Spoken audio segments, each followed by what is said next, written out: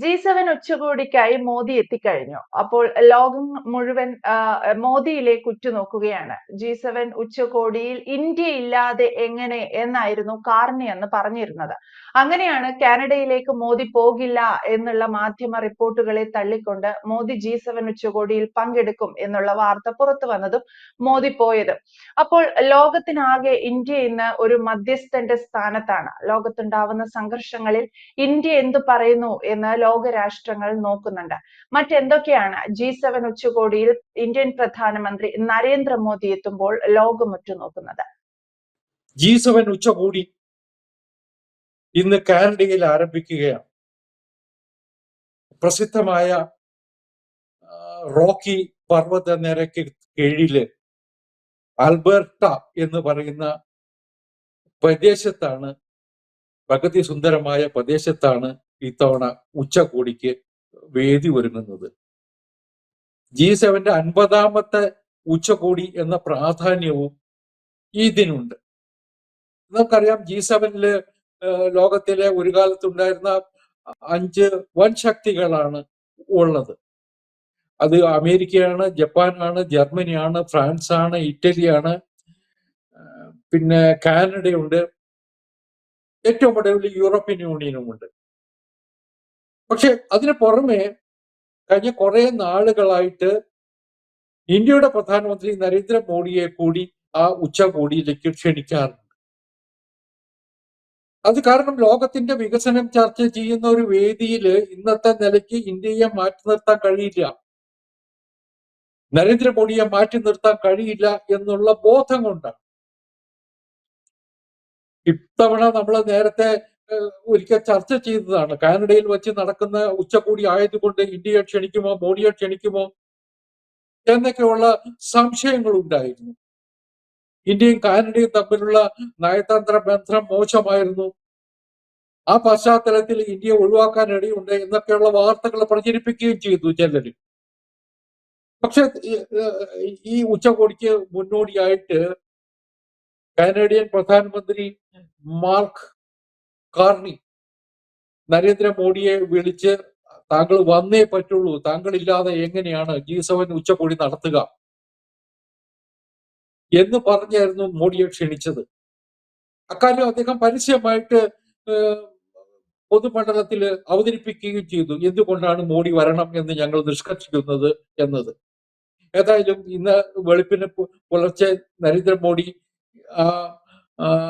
സമ്മേളന വേദിയിൽ എത്തിയിട്ടുണ്ട്. ഇത്തവണത്തെ G7 ഉച്ചകോടിയുടെ അജണ്ട എനർജി സെക്യൂരിറ്റി റിലേറ്റഡ് ആണ്.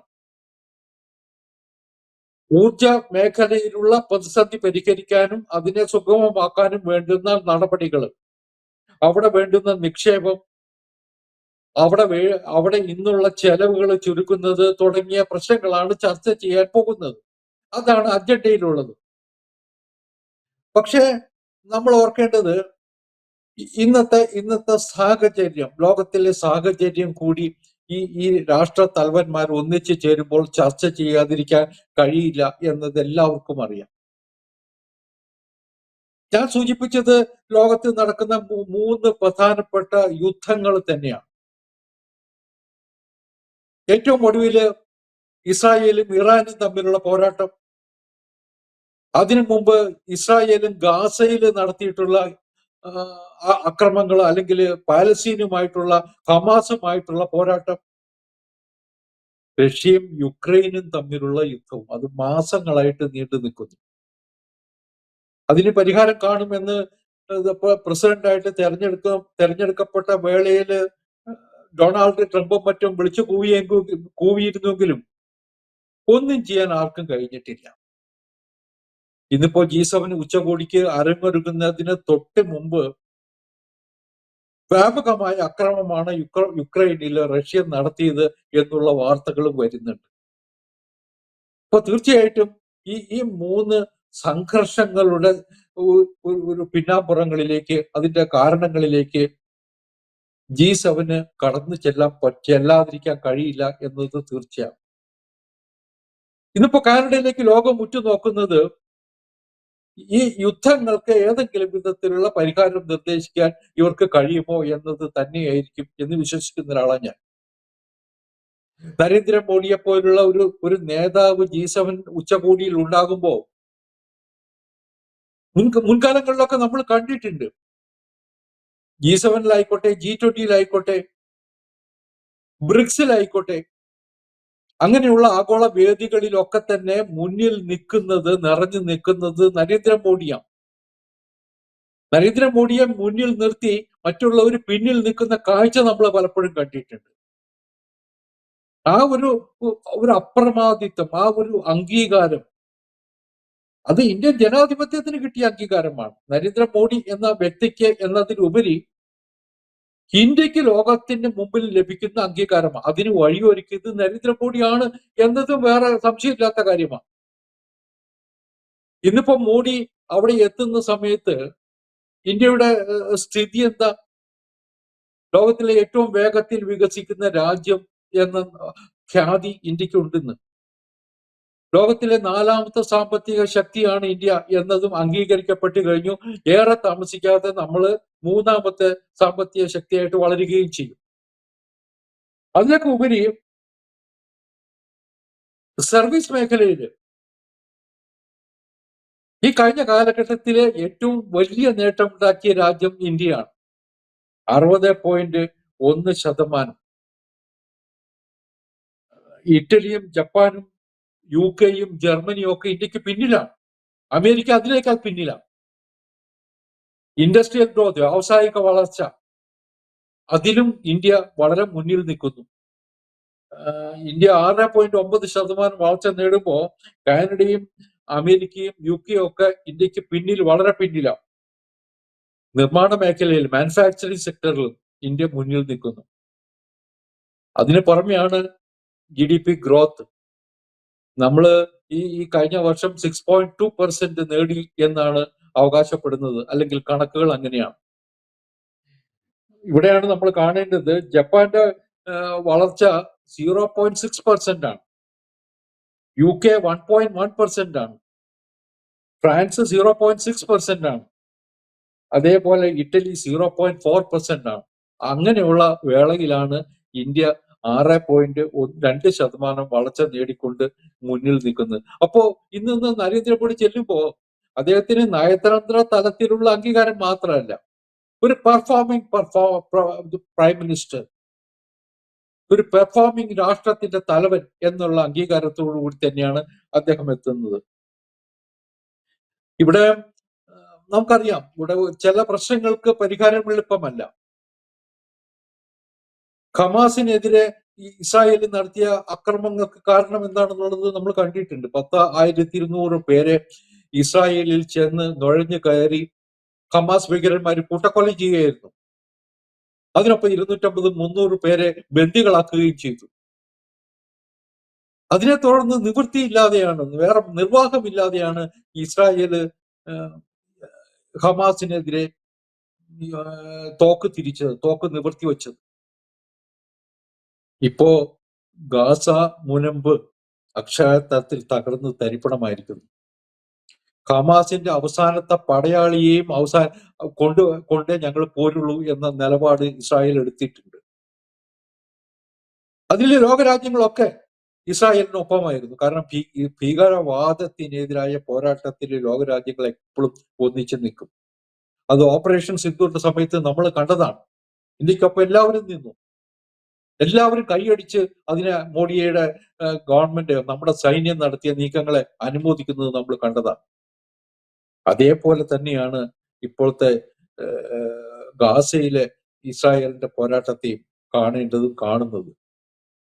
ഇറാനും ഇസ്രായേലും തമ്മിലുള്ള പ്രശ്നങ്ങൾക്ക് അനവധി മാനങ്ങളുണ്ട്.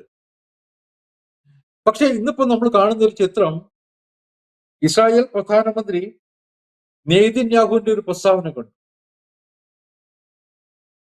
ഇസ്രായേലിനെ വല്ലാതെ തകർത്തിട്ട് ഇസ്രായേൽ ഇറാനെ വല്ലാതെ ആക്രമിച്ചിട്ടുണ്ട്. അവരുടെ ആണവ കേന്ദ്രങ്ങൾ തകർത്തു, ആണവ ആയുധ ശേഖരത്തിന് മേൽ കൈവച്ചു, ആണവ ശാസ്ത്രജ്ഞന്മാരെ മുഴുവൻ ഒന്നൊന്നായിട്ട് കൊന്നൊടുക്കി, അവരുടെ മിസൈൽ പണിപ്പുരകൾ മുഴുവൻ തകർത്തു. എയർപോർട്ടുകൾ തകർത്തു, എണ്ണശേഖരം തകർത്തു. അപ്പോ ശരിക്കും പാകിസ്ഥാന് ഈ ഇന്ത്യൻ ഈ ഓപ്പറേഷൻ സിന്ധു സമയത്ത് ഉണ്ടായത് പോലുള്ള അതിനേക്കാൾ കനത്ത ആഘാതം ഇതിനൊക്കെ തന്നെ ഇറാന് കിട്ടിയിട്ടുണ്ട്. ഇറാൻ തിരിച്ചടിക്കാൻ ശ്രമിച്ചു എന്നുള്ളത് ശരിയാണ്. പക്ഷേ ഇസ്രായേലിന്റെ ശക്തമായ പ്രതിരോധ സംവിധാനത്തിനിടയിൽ കൂടി വളരെ ചുരുക്കം അപകടങ്ങളെ ഇസ്രായേലിന് സംഭവിച്ചുള്ളൂ. പക്ഷെ ഇറാന് ഇസ്രായേലിന്റെ മിസൈലുകളെ, ഡ്രോണുകളെ ഒന്നും തടുക്കാൻ കഴിഞ്ഞതുമില്ല. അതാണ് ചരിത്രം. അപ്പോ ഇന്നത്തെ സാഹചര്യത്തില് ഇറാൻ എന്ത് ചെയ്യും? ഇന്നത്തെ ഇറാൻ ഭരണകൂടം എന്ത് ചെയ്യും? അവിടുത്തെ ജനത നമ്മൾ ഓർക്കണം. ടെഹ്റാനിൽ നിന്നൊക്കെ ഇന്നലെ കണ്ട വീഡിയോ, റോഡുകൾ മുഴുവൻ നിറഞ്ഞ് കവിയുക, വാഹനങ്ങളുമായിട്ട് ജനങ്ങൾ ഓടി രക്ഷപ്പെടുക, അയൽ രാജ്യങ്ങളിലേക്ക്, തുർക്കിയിലേക്കും മറ്റുമാണ് പോകുന്നത്. ഇറാനിൽ ജീവിക്കാൻ വയ്യ എന്നുള്ളൊരു തോന്നൽ സാധാരണക്കാർക്കുണ്ടായി. അവരെ സംരക്ഷിക്കാൻ കഴിയാത്ത അവസ്ഥ അവിടുത്തെ ഭരണകൂടത്തിനുണ്ടായി, കൊമേനിക്ക് കൂട്ടർക്കും. അപ്പൊ ജനങ്ങള് ആ ഇസ്ലാമിക റവല്യൂഷന് ശേഷം വന്ന ഭരണകൂടത്തിന് എതിരാണ് ഇറാനിൽ. അതുകൊണ്ട് തന്നെയാണ് ഇസ്രായേലി പ്രധാനമന്ത്രി പറയുന്നത്, ഞങ്ങളുടെ പോരാട്ടം ഭീകരവാദത്തിനെതിരെ മാത്രമല്ല, ഇറാനിലെ ജനതയ്ക്ക് വേണ്ടി കൂടിയാണ്. ഇറാനിലെ ജനത അവര് നല്ലവരാണ്, സത്യസന്ധന്മാരാണ്, വലിയ സാംസ്കാരിക പാരമ്പര്യമുള്ളവരാണ്. പക്ഷെ അവർക്ക് മേൽ ഈ ഇസ്ലാമിക ഭീകരത വന്ന് അഴിഞ്ഞാടിയപ്പോ ആ രാജ്യം നാശമായി പോയി. അവരെ രക്ഷിക്കാനാണ് ഞങ്ങള് എന്നതാണ് നെതന്യാഹുവിന്റെ വാക്കുകൾ. എനിക്ക് തോന്നുന്നു നെതന്യാഹുവിന്റെ ആ ഒരു പ്രസ്താവന G7 ഉച്ചകോടിയിൽ ഗൗരവത്തിൽ ചർച്ച ചെയ്യപ്പെടാനാണ് സാധ്യത. ഇറാന് പോംവഴികൾ ഒരുപാടുണ്ടായിരുന്നു. ആണവായുധ നിർമ്മാണത്തിൽ നിന്ന് പിന്മാറി ലോക സമാധാനത്തിന് വേണ്ടി നിലകൊള്ളുന്ന രാജ്യമായിട്ട് അവർ മാറിയാൽ പ്രശ്നങ്ങൾ ഉണ്ടായിരുന്നില്ലല്ലോ. ഇസ്രായേലിന്റെ കയ്യിൽ ആണവായുധം ഇല്ലാഞ്ഞിട്ടല്ല. അവർ ഇറാന്റെ മേൽ പ്രയോഗിച്ചോ? അടുത്ത ഏതെങ്കിലും രാജ്യത്തിന് പുറത്ത് പ്രയോഗിച്ചോ? ഇല്ലല്ലോ. പക്ഷെ ഇറാൻ ആണവായുധം ഉണ്ടാക്കുക മാത്രമല്ല, ഖൊമേനി പറഞ്ഞത് എന്താ? ഇസ്രായേലിനെ നശിപ്പിക്കും, ഇസ്രായേൽ എന്ന് പറയുന്ന രാജ്യം അവിടെ ഉണ്ടാകില്ല എന്ന് ഭീഷണി മുഴക്കിയപ്പോഴാണ് ഇറാൻ തിരിച്ചടിച്ചത്.